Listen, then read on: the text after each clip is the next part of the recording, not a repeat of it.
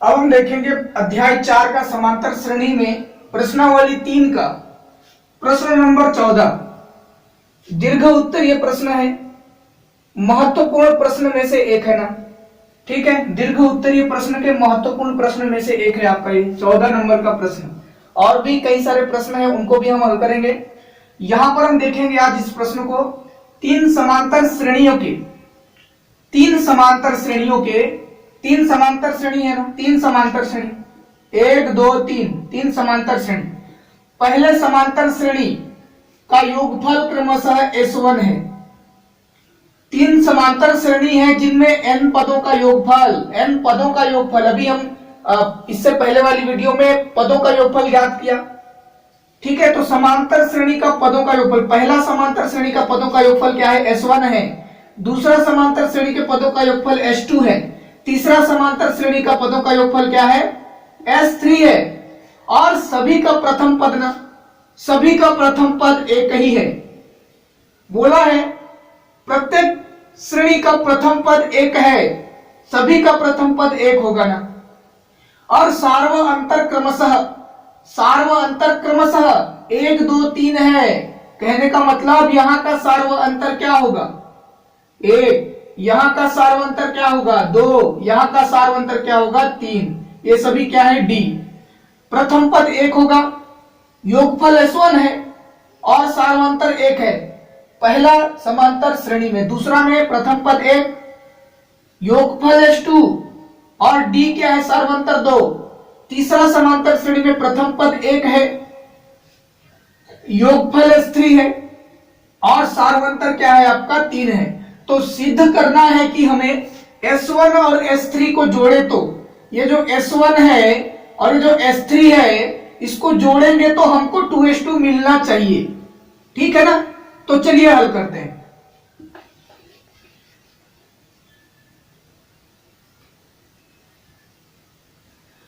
तो यहां पर हमारे पास में सबसे पहले लिखेंगे प्रथम पद, है ना। हल लिखिएगा।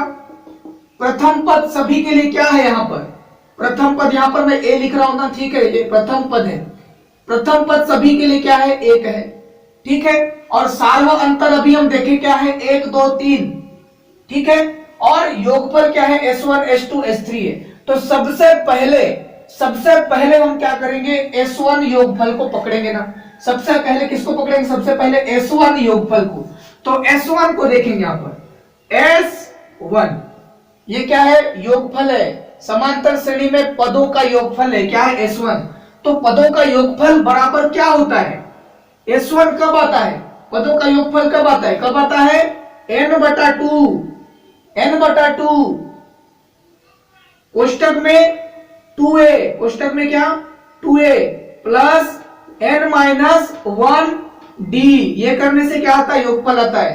तो यहां पर देखेंगे हम, तो प्रश्न में हमारे पास में n का मान दिया गया है क्या? n का मान नहीं दिया गया है, लेकिन a का मान है क्या? a का मान है, a प्रथम पद है ना, प्रथम पद 1। तो इस a के जगह में हमको क्या लिखना है? गुणा 1 लिखना है। a के जगह में हमको गुणा 1 लिखना है। 1 n का मान दिया गया है क्या? नहीं दिया गया है।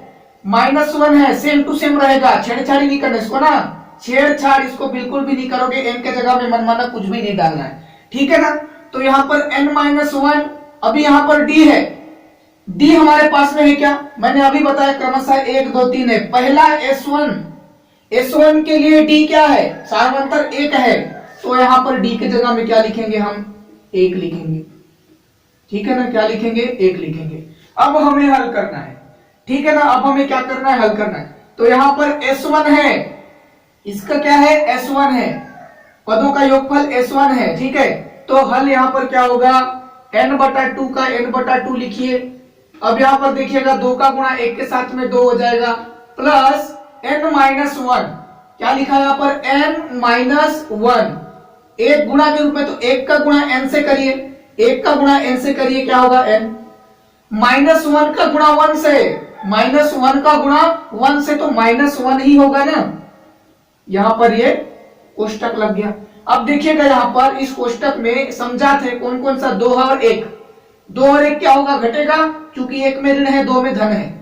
तो 2 में 1 चला गया, कितना बचेगा देखिएगा, n/2 का n/2 लिखेंगे, 2 का 2 लिखेंगे, सॉरी 2 का 2 नहीं, अभी हम घटा रहे हैं ना, 2 में 1 गया, कितना बचेगा, 1 बचेगा, पहले n को लिखिए, 2 में 1 गया, 1 बचेगा, प्लस में 1 बचेगा, चूंकि बड़ी संख्या में धन का चिन्ह है, ठीक है ना। तो अब देखिएगा n, यहां पर ये n+1 दिख रहा है, n+1, ये किसके साथ में गुणा है, n के रूप में, तो क्या होगा यहां पर n का गुणा n+1 के साथ में बटे में 2, ठीक है ना, n का गुणा n+1 के साथ में, चूंकि ये अंश के साथ में गुणा करेगा, बटे में 2, तो ये हमारा क्या है, s1 है, ठीक है, ये हमारा क्या है, s1 है। अब हम देखेंगे s2, अब क्या पकड़ेंगे, s2 योगफल, s2 पदों का योगफल क्या पकड़ेंगे, s2 को, ये हमारा क्या हो गया, s1 हो गया। अभी हम क्या देखेंगे, s2, s2 के लिए भी क्या होता है सूत्र, वही होगा n/2 कोष्टक में 2a प्लस कोष्टक में n-1 गुणा d, ये होगा s2 के लिए, देख रहे हैं ना आप, s2 के लिए। तो यहां पर n का मान दिया गया है क्या, नहीं दिया गया है, 2 बट सूत्र में है 2 लिखा, सूत्र में यहां पर भी 2 है, a का मान है कितना है, 1 है, a का मान सभी के लिए क्या है, 1 ही है, तो यहां पर a के जगह में क्या लिखेंगे, गुणा 1 लिखेंगे। n का मान नहीं दिया गया है, -1, n-1 का n-1 रहने दीजिए। d हमने यहां पर बोला था कि सार्वअंतर यहां पर 1 2 3 है क्रमशः, तो पहला के लिए 1 हुआ, दूसरा s2 के लिए क्या है, 2 है, d सार्वअंतर क्या होगा यहाँ पर d, तो देखिएगा d के जगह में क्या आ जाएगा, 2, ठीक है ना। तो अब हल करेंगे इसको, तो क्या होगा देखिएगा, n/2 कोष्टक में क्या होगा, यहाँ 2 का गुणा 1 के साथ में तो 2 ही होगा, 2 का गुणा 1 के साथ में 2 हो गया, प्लस अब यहां पर n-1 गुणा कर रहा है 2 से, तो 2 का गुणा n से करिए तो 2n, 2 का गुणा -1 से करिए तो -2, कोष्टक बंद, ठीक है ना, कोष्टक बंद। अब यहां पर देखिएगा 2, ये वाला 2 ये धन में है, ये वाला 2 ऋण में है, दोनों समजात है, तो यहां पर 2 और 2 क्या होगा, कैंसिल हो जाएगा, बचेगा क्या, 0 बचेगा, ठीक है ना। बचा यहां पर क्या, 2n बचा, 2n बचा यहां पर, ठीक है। तो देखिएगा बराबर बराबर यहां पर बचा n/2, कोष्टक में बचा है सिर्फ 2n बचा है, कोष्टक में 2 2 कट गया। अब ये 2n n के साथ में गुणा करेगा, ऊपर अंश के साथ में, 2n का गुणा n से, 2n का गुणा n से करिए तो क्या, 2n², क्या होगा, गुणा करने आना चाहिए ना, 2n²/2, ठीक है, 2n का गुणा n से करेंगे तो 2n² बटे में 2, ये 2, ठीक है। अब यहां पर देखिएगा ऊपर में 2 है, नीचे में 2 है, 2 2 क्या कैंसिल, भाग हो रहा है, तो बचा क्या हमारे पास में, सिर्फ n²। तो s2 का वैल्यू क्या है, यहां पर n² है, याद रखिएगा क्या, n², ठीक है ना, n²। अब हमारे पास में s3 बच गया, s3 के लिए करना है ना, इसके लिए ये पहला हो गया, ठीक है, याद रखिएगा पहला, और ये हमारा दूसरा, और अभी हम क्या कर रहे हैं, तीसरा, ठीक है, तीसरा करेंगे। तीसरा कौन, यहां पर तीसरा में हमको ज्ञात करना है s3, इसके लिए भी क्या सूत्र होगा, थोड़ा ऊपर में लिखता हूं, s3 बराबर क्या, यहां पर भी n/2 कोष्टक में 2a प्लस n-1 d, कोष्टक बंद, ठीक है ना। तो यहां पर देखिएगा n/2 का n/2 लिखेंगे, s3 का s3 रख दीजिए इधर, n/2 है तो n/2 लिखिए, n का मान चूंकि दिया नहीं गया है, 2 का 2 लिखेंगे सूत्र में, a का मान क्या है, सभी के लिए मैंने बोला 1 है, बार बार बता रहा हूं, 1 ही प्रथम पद, a के जगह में क्या आएगा यहाँ पर, गुणा 1, कोष्टक में यहाँ n-1 का n-1, चूंकि n का मान दिया नहीं गया है। d क्या है, इसके लिए, s3 के लिए क्या है, s3 के लिए d क्या है, 3 है, क्रमशः यहाँ पर 1 2 3 था, s के लिए 1 था, s2 के लिए 2 था, s3 के लिए 3 है, तो d का मान क्या है यहाँ पर, 3। आगे हल करेंगे तो क्या मिलेगा, n/2 का n/2, यहां पर 2 का गुणा 1 से क्या होगा, 2 ही होगा, ठीक है ना। प्लस का प्लस लिखेंगे, ठीक है, यहां पर प्लस लिखेंगे, ठीक है। n का गुणा अब 3 से करेंगे तो 3n, 3 का गुणा ऋण 1 से करेंगे तो ऋण 3, कोष्टक बंद। आगे क्या होगा, कोष्टक को हल करेंगे ना, n/2 का n/2, यहां पर दिख रहा है आपको कोष्टक में 2 दिख रहा है, 3 दिख रहा है, समझात है, 2 धन में है 3 ऋण में है तो घटेगा, तो 3 ऋण में है 2 धन में है, तो यहां पर 3 में 2 गया, कितना बचेगा, 1 बचेगा, 1 बचेगा, और वो जो 1 है वो क्या में बचेगा, ऋण में बचेगा, क्योंकि 3 बड़ी संख्या है, ऋण चिन्ह है, तो 3n का पहले 3n लिख दीजिए, 3 में 2 गया, बचा कितना, ऋण 1 बचा। अब यहां पर देखिएगा, यहां पर क्या मिला हमको, बराबर में ये जो 3n ऋण 1 है, 3n ऋण 1, ये किसके साथ में गुणा करेगा, अंश के साथ में, n के साथ में ना, तो यहां पर n का गुणा हो जाएगा किसके साथ में, 3n ऋण 1 के साथ में, बटे में कौन है, 2, ठीक है। तो यहां पर S3 बराबर मिला ना हमको, क्या S3 बराबर ये मिला है हमको, ठीक है, ध्यान में रखेंगे, ध्यान से देखेंगे और हल करेंगे, इंपॉर्टेंट क्वेश्चन है ना ये, ठीक। तो यहां पर हमने S1 S2 और S3 का ज्ञात कर लिया मान। अब बोल रहा है प्रश्न, सिद्ध कीजिए कि S1 प्लस S3 बराबर 2S2, सिद्ध कीजिए कि S1 प्लस S3 बराबर 2S2, यह सिद्ध करना है ना हमको, ठीक है। S1 को और S3 को जोड़ना है, S1 को और S3 को जोड़ना है और लाना है 2S2।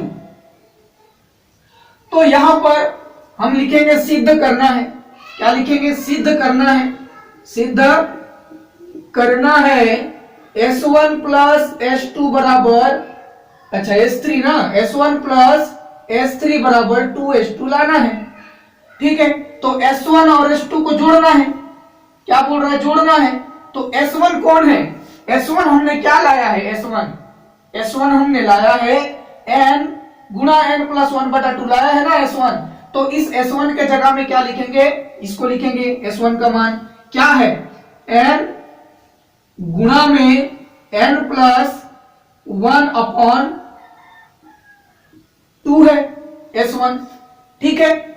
जोड़ना है S3 के साथ, S3 क्या लाए हो, n गुणा 3n माइनस 1/2 लाए हो S3, तो हम क्या लिखेंगे, S3 के जगह में n कोष्टक में 3n माइनस 1/2 लिखेंगे।